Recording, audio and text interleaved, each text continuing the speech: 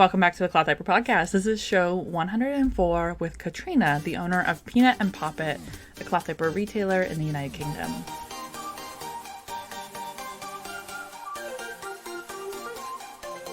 All right, are we surviving after a sugar high weekend? I'm hoping that some of you listening have little kids and you're not in the phase that I'm at, which is like 5 and 6 year olds who just literally ate candy all day because I prescribed to this belief that once they eat it, it's gone. And that's how we're going to tackle navigating relationships with food. Anyways, sugar high all day, and sugar high from me. I am Bailey. I'm the host of the Cloth Diaper Podcast, and every week we release a show from a cloth diaper retailer, brand, or parent talking about their cloth diaper experiences. This has been a wild 4 years of learning about different ways people start their business, different ways people navigate their cloth diapering, and different approaches to cloth diapering. Katrina and I sat down once in January to chat, and this is actually our second attempt because the first recording was absolutely terrible and I couldn't edit it to save its life. So this is our second conversation, and we really kind of talk about her low-waste transition and starting a business in a pandemic. One of the amazing things coming out of the businesses starting up in the last couple of years has been why they start their business and their transition and this desire to encourage and empower more parents to cloth diaper in a way that is truly simple, without the fuss, trying to get in front of people before they get into those spaces that overwhelms them. As you know, though, this week is also Earth Week. Our Earth Day is coming up. So April 22nd, 2022 is Earth Day. And then this weekend is the Great Cloth Diaper Change. So be sure to find a Great Cloth Diaper Change near you. You can go to the gcdc.weebly.com and find out if there's any local events, both online or in person. I know Little Helpers is doing the only Canadian event online, and then Anna from Nerdy Mamas will definitely be having an online event. I think she's doing hers on TikTok. When it comes to Earth Day, we've got lots of great promotions coming up. You can find the directory on my website, theclothdiaperpodcast.com. The 2022 Earth Day directory will have sales from brands around the world. We'll have all the details as well as some great sponsored posts and more content coming. I'm so happy this year to be working with Assembly Baby, Charlie Banana, and BCB Cloth as this year's big sponsors, and they'll have some amazing cloth diaper sales. So I hope that you check out their sales, you check out what's going on, and this is my last Earth Day directory because I had an amazing opportunity happen and my life will be pivoting. We'll still be having the Cloth Diaper Podcast because I love this space and I love connecting with other entrepreneurs and I love connecting with other parents and learning about cloth diapering. I think that it is really important for us to create spaces where we can have conversations and other people can listen. One of the reasons that I wanted to have a podcast was so that I can share this information with you and that you as the listener can take what you learn. You can learn these stories and you can learn these experiences and shape it as part of your experience. I think so much of cloth diapering knowledge is peer-to-peer, but unfortunately in the world of internet, that peer-to-peer can be quite secret, not intentionally secret, but just like lack of transparency. And so podcasting for me was a way of improving transparency in our industry, and through improving transparency, I wanted to encourage more of us to consider possibilities and opportunities. So I guess that kind of leads into this next conversation really with Katrina. We're going to talk about the transparency of her business and how she approaches diapering. And I think it's really insightful. And for any of you out there who are thinking about starting your own businesses or providing some coaching and training, this is a great show. It's also a great show for thinking about low waste. I know I ask her about her favorite sustainable products, and there's lots of ways that we can do that at home. I can't get onto shampoo bars, guys. I can't do it. So I'm Katrina, obviously, and I'm a cloth mum come business owner. So I own Peanut and Poppet, and we're a cloth nappy store and eco-living store. And my understanding is that you kind of jumped into this whole cloth thing during this pandemic, during the last 2 years. You didn't cloth diaper your first, you cloth diapered your second. How did kind of your cloth diapering journey begin? Why did you consider it? Yeah, so that's exactly right. Mid-pandemic, I literally just opened a cloth nappy business, and that's like expanded from there, and now we're like where we're at. But yeah, I didn't cloth my first. My first was like 5 years old, and at the time I just didn't know that cloth nappying was a thing. And then when I was pregnant with my second, so he's just about to turn 2 tomorrow. He was going to be in cloth immediately. I just knew when I was pregnant that I wanted to cloth nappy him. Actually, I knew before we had even started trying for a baby that I wanted to use cloth nappy should I ever have another child.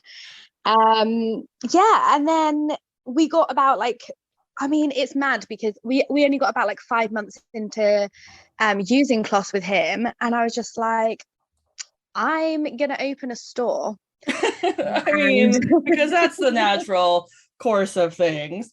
that's how Why you why do didn't it, isn't you it? why didn't you cloth diaper with your first? Did you not know about it?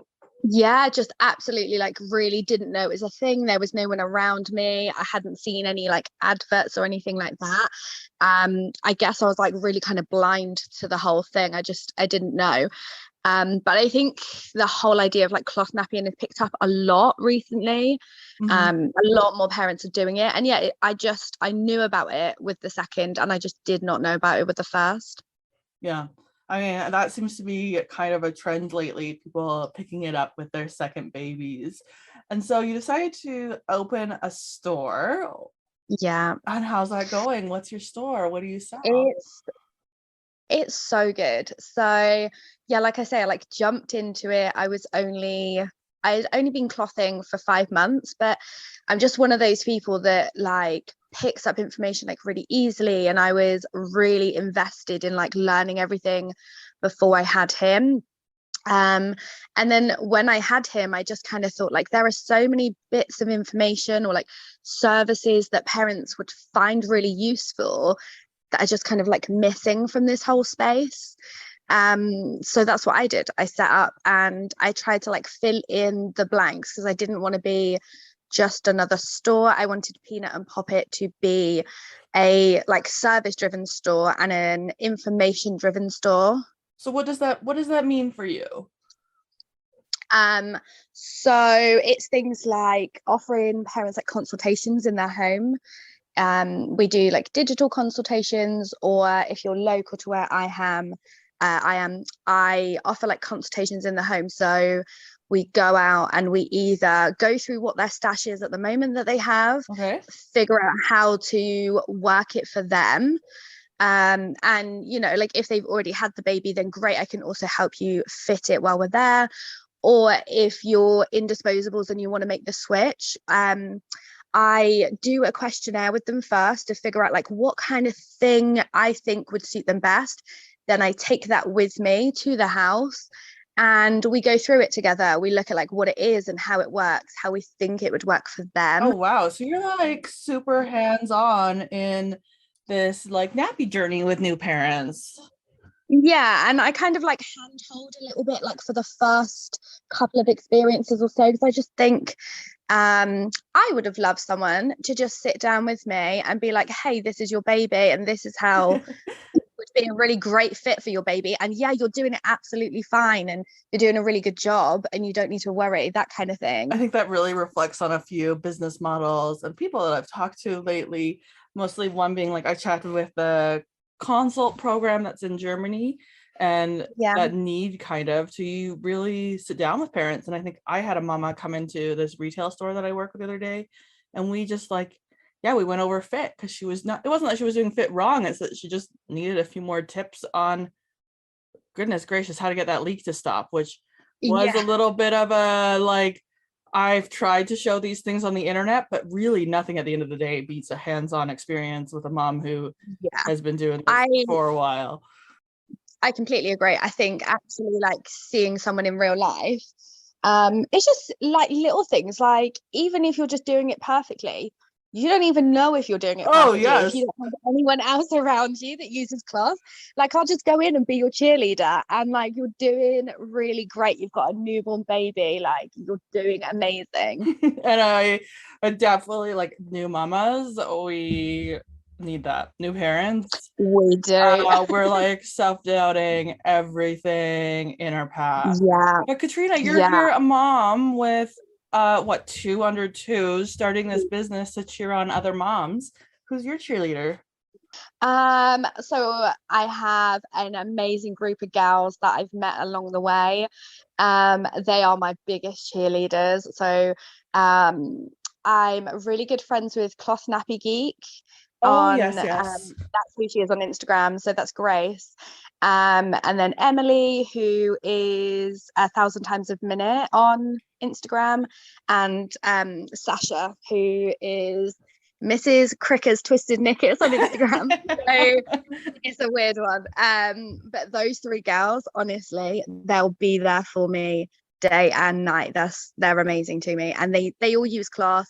They've all like been through this like business journey with me, and yeah, they're just total babes. Oh, good. I mean, that's what we also need in that business cycle too, right? Starting a business is no walk in the park. So your business focuses on this incredible hands-on service part for the Cloth Diaper Nappy situation to really get people going. What has been that reception of that? It's been really well received, and I try to do on Instagram, like I try to do like a lot of like myth busting and like that kind of thing. Also something that you may think is like mildly controversial, like wash routines. I try and like be upfront about them and in people's face about them, like it's easy and you don't need to do this and this. You just, you know, you do it how you need to do it to get along. And people really love that because like it's a different voice. So there's a lot in this kind of like cloth nappy space on Facebook and stuff where there's so many strict rules about wash routines and like how you need to cloth nappy that I'm just out there going, you don't even need to do that.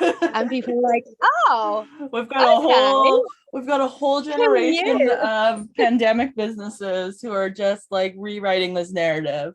They don't freaking care, like, and they're excelling at it. I love it. I love that there's so many like new voices that are just going, hey, like this is the norm, or like this is the narrative that's pushed. But hey, come over here and like here's a new kind of like voice of reason and a new way of doing things that like you might like this. It's a much more relaxed space over here. Exactly, right? Okay, so but Peanut and Poppet not only does this cloth sector, you've kind of also gone into low waste and eco living for the mama, which I thought would be also a great conversation to expand on today in light of what is Earth Day coming up. So how did your eco journey kind of come along? I imagine that's what's inspired a lot of your business. As somebody who's looking at acquiring a business, I was like, oh, I like these products. Can we bring that in? Yeah. How did your journey to switching to sustainable kind of shape over the last couple of years? So like after I had my first baby, a lot of my switches have been for financial reasons. So 5 years ago, I started using a menstrual cup, and that's like revolutionary for my period.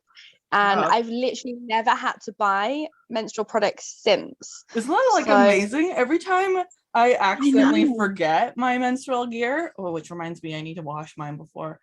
And I have to like run to the store because I was once on vacation and I was like, you seriously?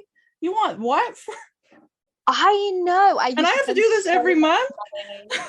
I know. It's so expensive. So like I bought a menstrual cup as like £20 and I was spending at least minimum like £5 a month on menstrual products.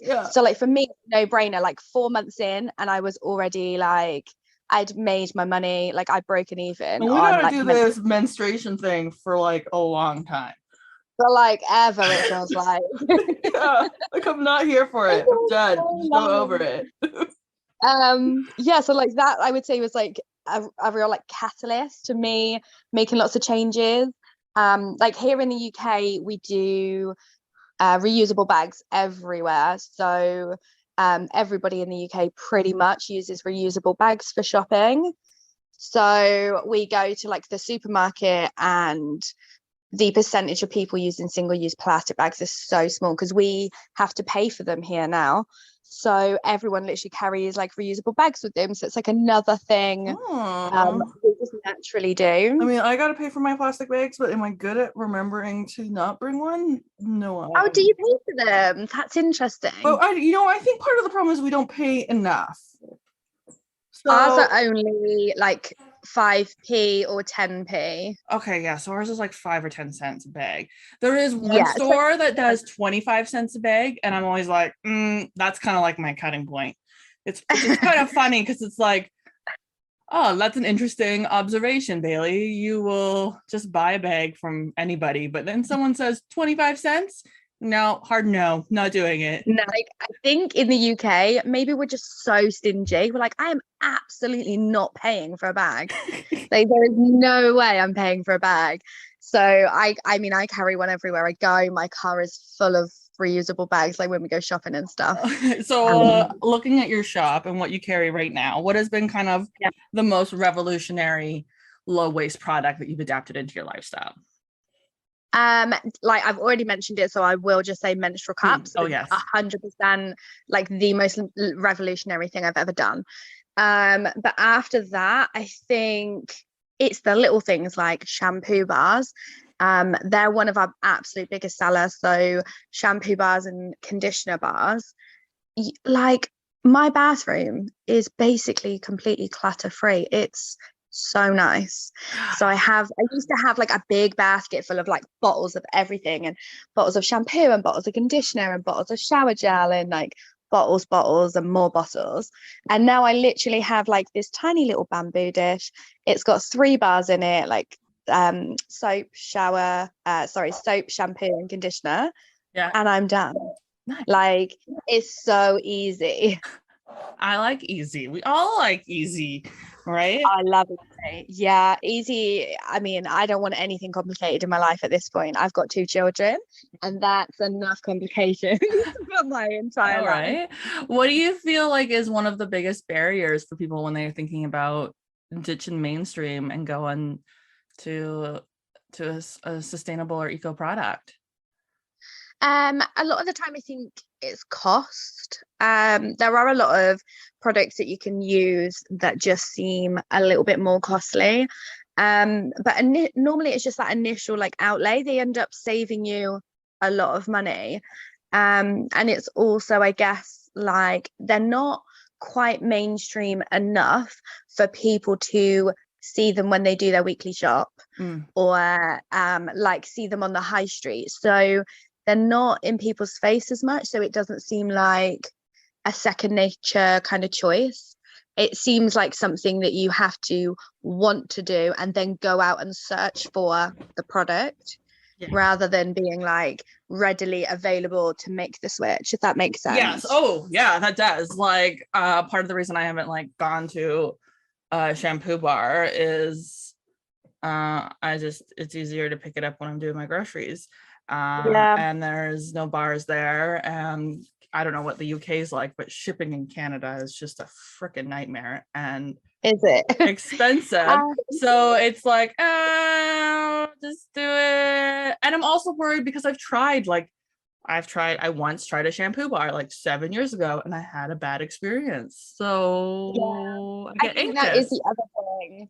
The other thing is trying something and then having a bad experience. But then I think in my like, so I'm 30 now, like in my, I don't know, like 20 years or whatever, how many shampoos have I gone through and not liked? Don't look Like, at my shower, Katrina. Don't look at it. is it just full of I'm bottles? currently like on my 3rd shampoo this year. I'm just like I'm turning up. I'm rough. It's rough. So I use the one shampoo that I found that works, and then I use the 2 that don't work every other day. But it's just like like just to try and use them up. oh yeah, because I don't want to toss it because it's product. Yeah, But my mom was like, just exactly. return it to the store. And mine was like, Mom, no, they're gonna toss it. I will Yeah, just that's true. They have a will. They'll bad just hair bin day, it. okay? But then I think like people will think that about shampoo and they'll be like, oh, I've bought a bottle. I didn't really get on with it. It's not for me. They might like give it to a friend or something like that. But when it's a shampoo bar, if you don't immediately get on with it, a lot of people just go, nah, I'm not doing that. Yeah. But you have the same experience with bottles. It's just that you're so used to bottles that in like the last 10 years, you've probably found your favorite product, but you haven't experienced shampoo bars for 10 years to find your favorite shampoo It's bar. really funny how we do that with products that we think are an inconvenience, because parents will shop around for disposable diapers trying to find the one that works best for their child. But often Yeah. when they have a bad experience with the cloth diaper, nope, game over, naming it all. I mean, in Yeah. my scenario, I did that with shampoo bars as well. There you go. Yeah, that seems to be a weird thing that we're doing. And I wonder, cracking Yeah, that I think code. you just kind of like write it off. I think a lot of parents write it off. So I went to like my first in-person event on Tuesday, and I was talking to a group of parents, like they were all mums actually, so a group of mums and babies, and they were all people that had like either wanted to start class or that there was like two sides of the group. The other half of the group had all started class and had given up but wanted to start again, but they had written them off Yeah. because they leaked. But they were all using nappies that if I were to recommend them a nappy, it wouldn't be something I would recommend for their child. So it's that kind of thing of like knowing, if you know the nappy, it's easier to make the first choice a better choice. But I mean, as a parent, if you don't know anything about cloth, you pick up a nappy and it doesn't work for you, it's easy to think that all cloth nappies are the same. Yes, when they're not. They're so bad. I mean, as a influencer who has collected a stash of millions at this point, they're all different. Like even brands that are the same are different. There's just Yeah. there's And little like they just differences. work with different children.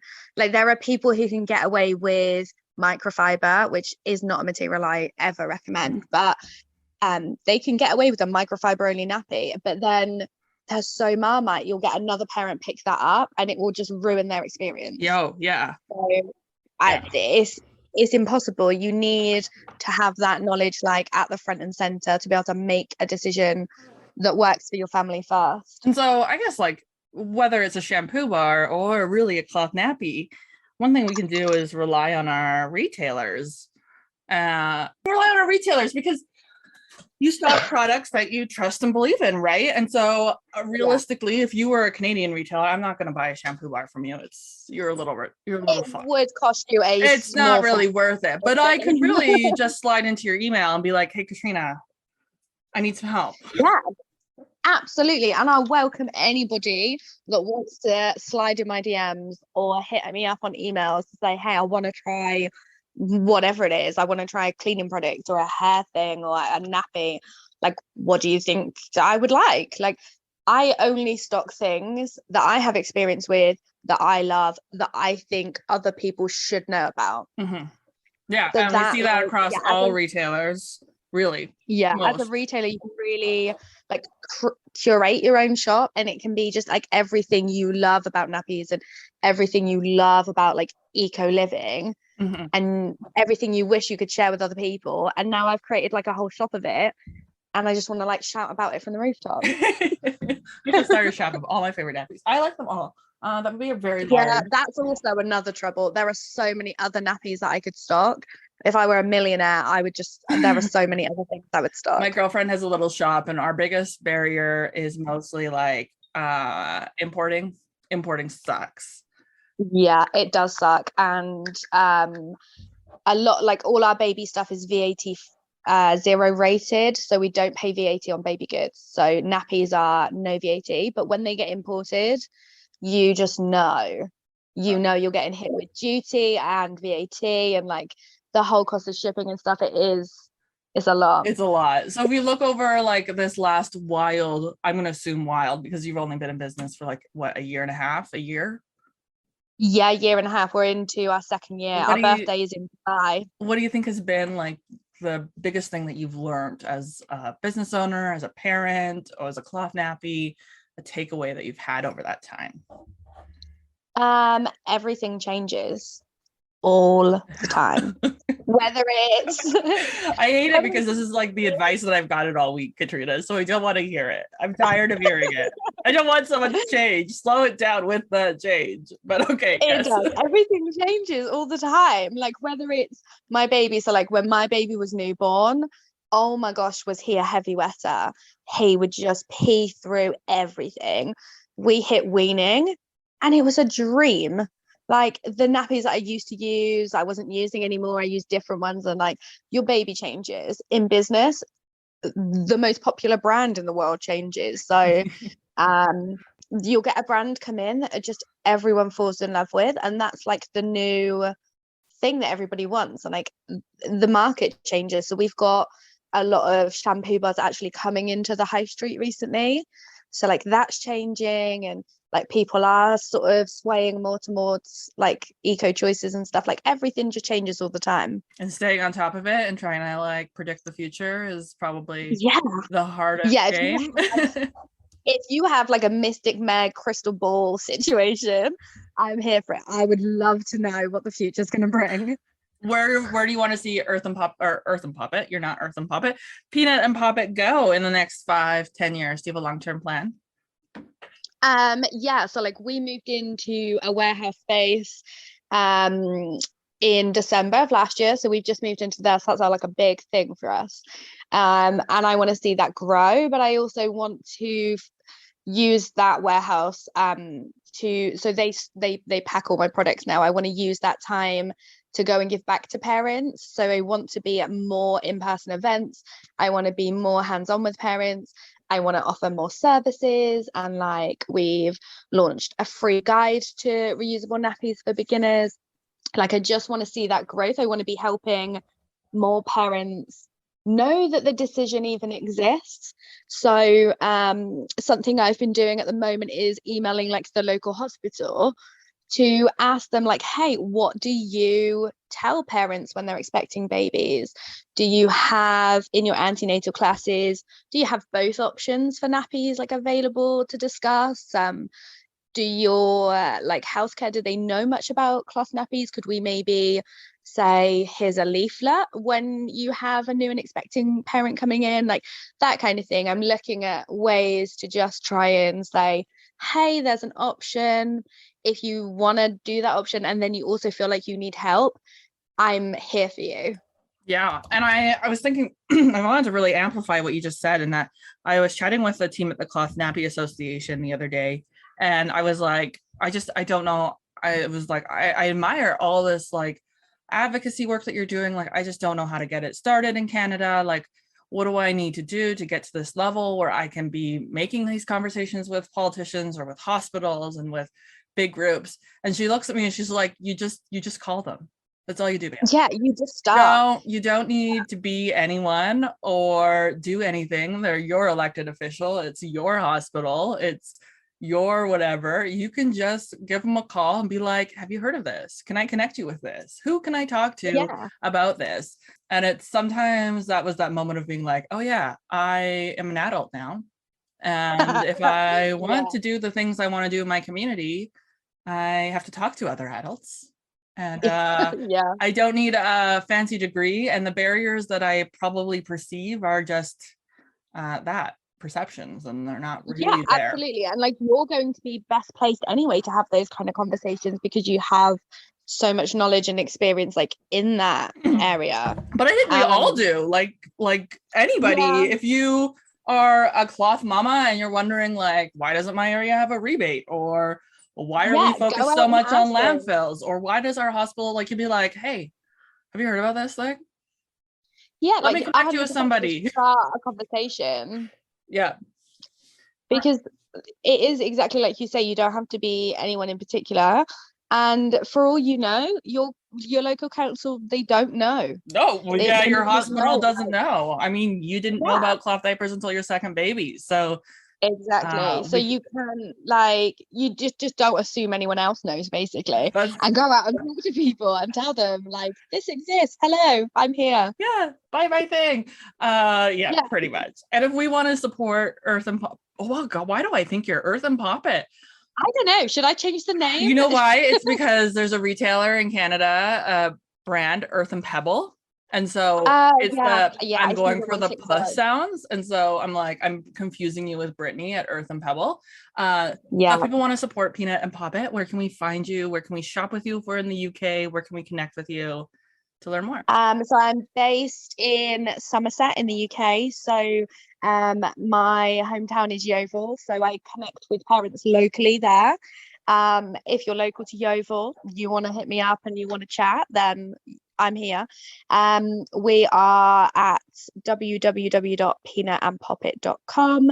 And then you'll find us as Peanut and Poppet on Instagram, on Facebook, on Pinterest, on YouTube.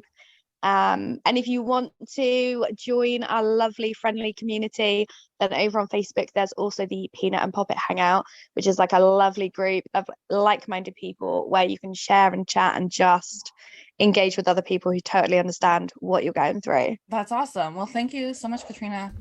If you're listening to this on the week of Earth Day, if you're listening to this sometime mid-April before April 22nd, this is your reminder to go visit the clothdiaperpodcast.com. I'll have the full directory of everything you need to know.